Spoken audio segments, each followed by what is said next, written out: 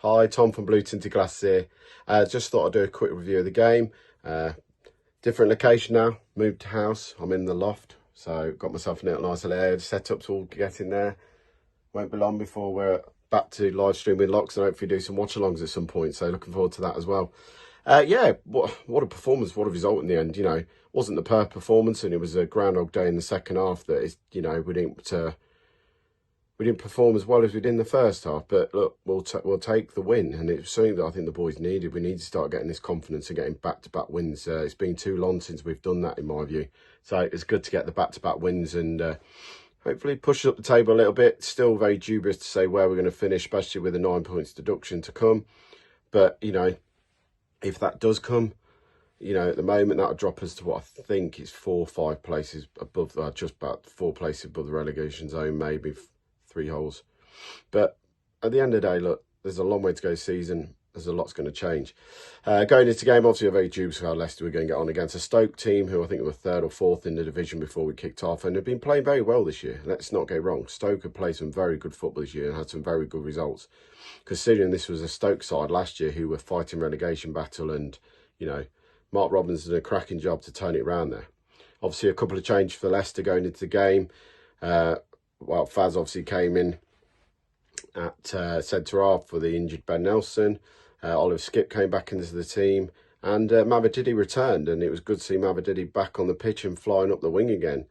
Obviously, Begovic in goal, Ricardo, Faz, Vestergaard and Thomas as the back line, Skip and Winks as the 2 holding or box-to-box midfielders, Jordan James as the 10, Abdul on the right, Mavididi on the left, and Patson Daka up front. And look, let's be honest, the first 10-15 minutes I was worried because I thought Stoke started very well. They got hold of the ball. We were very sloppy with the ball. Ricardo Pereira, for one, for me, gave the ball away multiple times in that first 10-15 minutes. What really worried me, he didn't have the greatest of game yesterday at the with the ball. Defensively all right, but with the ball he wasn't his fluid self, getting it through the lines. And then sort of Leicester got hold of grip of it. They started to push higher. They started to nick the ball higher up the pitch. And they started to push the threaten. And the reason they started to threaten was winning that ball higher up the pitch and passing better. Obviously, the first goal comes out to Mavididi. And you know, for the first time in a long time, he hasn't looked to cut inside. He looked to go on his man. And he runs his man. He runs into the 18-yard box. And he unleashes one hell of a strike that off his left foot that rattles off the underside of the crossbar and into the net. And do you know what? It's what Leicester needed. They needed to get into a game and get the lead first. Too many times this season we've gone behind and had to claw it back. So it was great to see us take the lead in a game. Obviously, Leicester then, you know, for me, settled, were the better team out of the 2, moving the ball around well, keeping it on the floor. Yes, Begovic didn't want to pass it out from the back. And I don't blame him. It's not his style. He was safety first, get rid of the ball, and then we can rebuild. And then the second goal, I mean, it's a well-worked goal in my view. The ball comes to Skip. He looks for this switch and goes out to Abdul as he's pushed it out wide. The ball just gets cut out, but Abdul's on his toes and he goes and nicks the ball back. And as the ball comes to him, Patson Daka makes a lung-bursting run through the middle of the park, pulls himself away from the defender, and Abdul plays the pin-perfect ball. He couldn't play it anywhere else. He puts it anywhere else, the goalie gets it or the defender nicks it. He puts it on a plate, and I think we all took a big, you know, breath, hoping that this was going to be the moment that Patson scored, you know, and he did. And after nearly 12 months without a goal, Patson Daka chips the ball over the goalkeeper, 1-on-1, makes it 2-0 to Leicester City. And I think at half-time, anyone said you're going to be 2-0 up at home to Stoke, and you've played some good football, I'd been snapping your hand off. But then Leicester do a Leicester, don't they, this season? And literally 2 minutes after the restart, we go and gift them a goal, in my view. It's very similar to the Middlesbrough goal. A diagonal ball towards the back post. We get out, jump to the back post. Woutfaz has switched off. He'd lost his man. The ball gets headed back across the goal. Woutfaz hasn't got a clue where his man is. And there is the Stoke midfielder to head the ball down into the net. And Begovic hasn't got a chance of that, you know. Some will say Begovic could come. For me, he can't come in that position. It wasn't on the 6-yard line.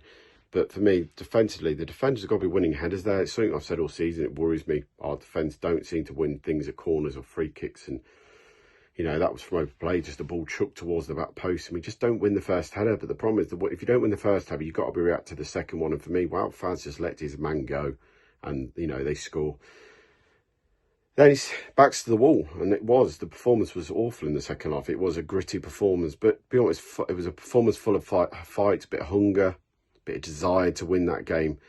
I knew we had to grind it out, and we did in the end. And for me, my man went to Begovic at 38. He made 2 or 3 really, really good saves in that second half to get the points, because really, I think Stoke will leave the King Power thinking they probably should have got a draw out that game easily.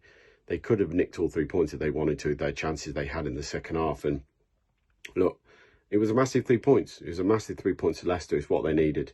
Look, so it's what they needed going into a tough game for me against a Southampton team on Tuesday night now, who have won back-to-back games, beat Charlton 5-1, so their confidence started to turn a little bit under their interim manager. And then we got home to Sheffield United, but again, won't be no easy game. I know they're not on a great run of form, but this is Sheffield United team. It's a Chris Wilder team. This is not going to be an easy game, and Leicester are going to have to turn up. And Leicester, like I said earlier, have got to start picking these points up, because we don't know what the points deduction is. As I said, if it's 6, that would put us on 18, and we'd still be literally only about 8 points, 5 points above the relegation zone. So look, there's a long way to go. That's why I'm looking down instead of up, because it doesn't matter about looking up. At the moment, until we know what's going on with the below us, we need to keep winning games of football to keep us at a distance below that bottom 3 and keep away from that when that points deduction does come in. Also, to give us a fighting chance if we do get that points deduction, that we're still within, you know, arm's reach of the playoff spots and the playoff positions. Let me know your thoughts of the game. Let me know who you thought man of the match was, what you'd like to see to go into Southampton. Obviously, Luke Thomas is going to be suspended, so it gives a question mark who's going to play there, because obviously Victor Christensen's out as well. For me, Aluko probably will start in that position, or Hamza will come in at right back and Ricardo will drop to left back. But, you know, we're seeing Ricardo's record at the moment. He can't seem to play back-to-back games at all, because he seems to break down. So it'd be interesting to see who he switches to the left back role. And does Daka now get a run of games after scoring? Keep it all blue to the glasses, and I'll see you soon. Cheers.